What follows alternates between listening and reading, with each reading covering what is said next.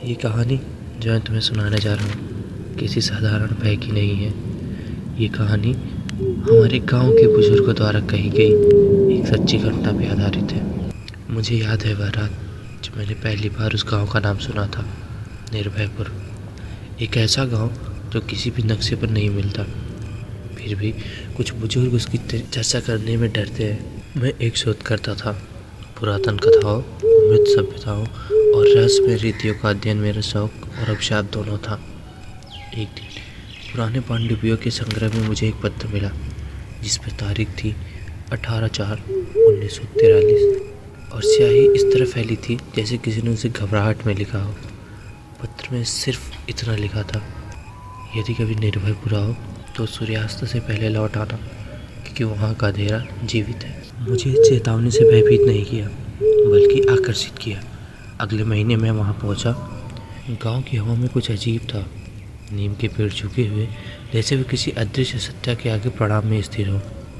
और सबसे विचित्र बात थी वह गंध, एक मीठी सड़ी हुई गंध जो मानो किसी पुराने मांस से उठती हो और हवा के साथ हर दिशा में फैल रही थी। गांव के लोग मुझसे बात करने से बचते थे।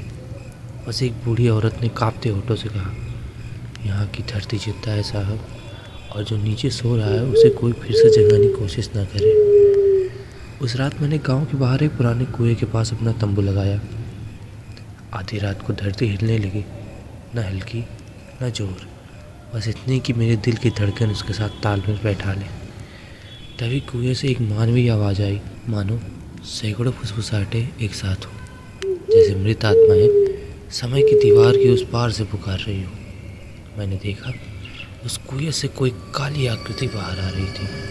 न इंसान, न जानवर, न कोई देवता, बस एक विकृत छाया जो स्वयं प्रकाश को निकल रही थी।